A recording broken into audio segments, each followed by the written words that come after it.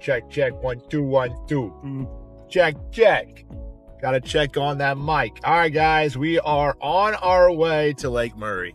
Lake Murray, this is the thing. It's actually supposed to be like a cold morning. It's supposed to be like 29 degrees tomorrow morning. I'm thinking just to have Nick to come with me because practice starts. I'm like, look, you gotta take this pain with me. It's gonna be cold. But it is gonna warm up throughout the week. This is like the perfect pre-spawn time of year.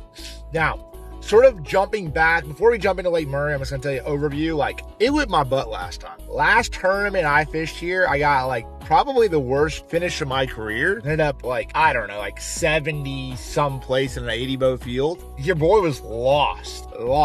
And so let's not do that again. But this is a different time of year. That was like spawn, post-spawn a little bit. This one's a little bit more of like probably like if I were gonna like put a theme for the tournament, it is like the most pre-spawn. Like you have winter, like I would say Conroe was very winter patterns. This one is very pre-spawn driven. So you're gonna have fish that are shallow. They're gonna want to go up there and spawn. Might even have a couple warm nights where the fish try to slide up and spawn, early spawners. But I would say 80% of the bass are going to be like, let me get up here and you're ready to go.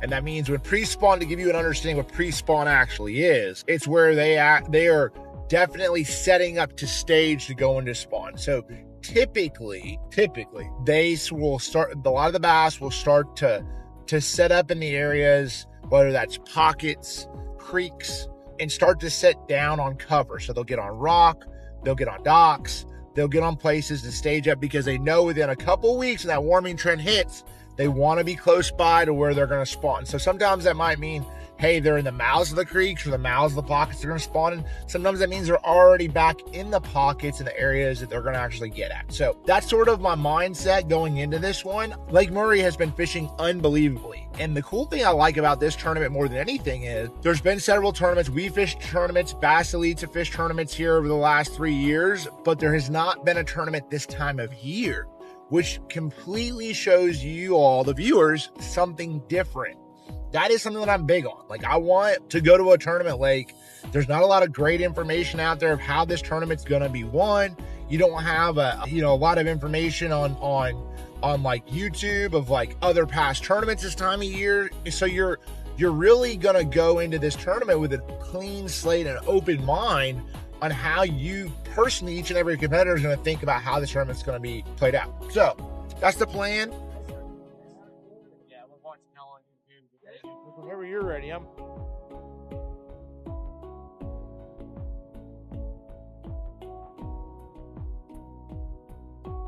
right, we're gonna see what this thing looks like. Slide jacket on. All right, looks good.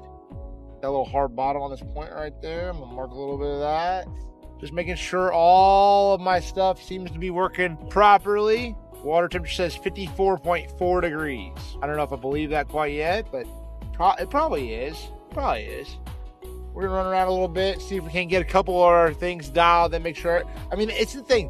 A lot of times I like to drop my boat in close to a lake close by to where we're gonna fish to make sure your stuff's working right. Everything feels good. Obviously, we spend a lot of time in our boats, but it's just good to make sure trolling motor's operating. Grass seem to be working fine. All of that good stuff. It's really the mindset.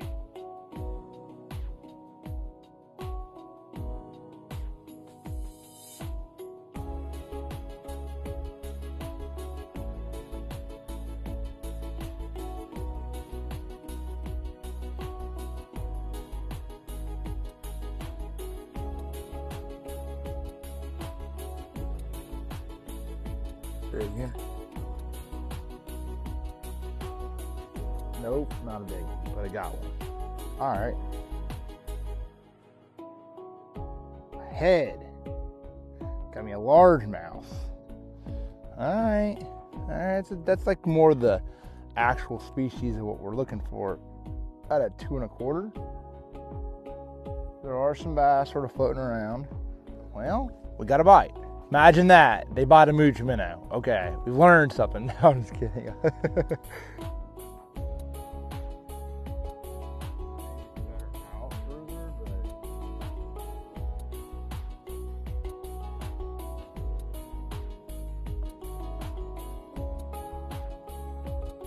There's one. Ooh, largemouth. Mr. Largemouth, what you doing over there? What you doing this thing? Look at this thing. He is absolutely, a fat one. Look how fat that fish is. He is tubby. Nice little 3-liter bass. Switch it up. I mean, that thing is just, God, look at that thing. He is built. All right, we're going to see this. I've caught a lot of bass like this. All these people is like, I caught a dang 20, I caught a 14-inch bass that weighed 5 pounds, all this stuff, right? This one actually is, let's just say, he's a 16.5-incher. He's every bit of 3 pounds. Let's just say he's 3 pounds. I'm not gonna say he's 3 pounds. I'm gonna weigh him for sure and see. So, 3 pounds 4 ounces on the 16.5-incher. Well, right now, I need to get some new batteries in a second. Hold on. 3 pounds 5 ounces. 3.5 on a 16.5-incher. Beautiful fish. Hey, that's awesome. All right, we're gonna let this guy go. Big tubby. That's what you would call a tubby. Tubby little bass. Largemouth. All right. That's interesting, Mr. Tubby Tubberson.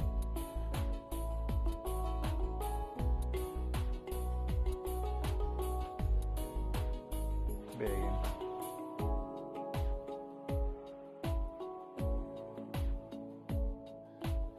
Oh, it's a big one. Golly, welcome to it, boy.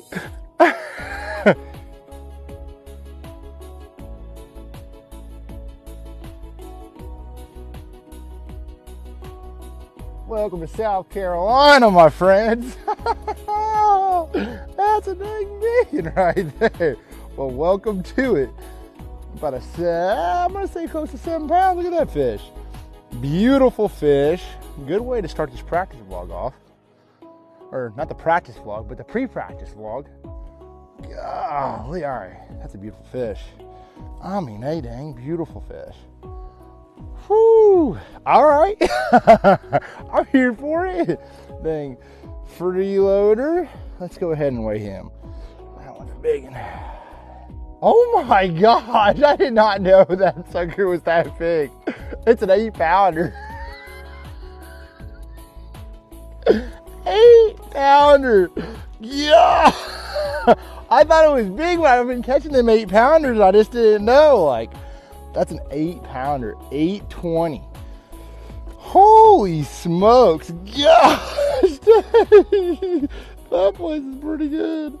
I'm going to wait one more time because this is freaking killing me.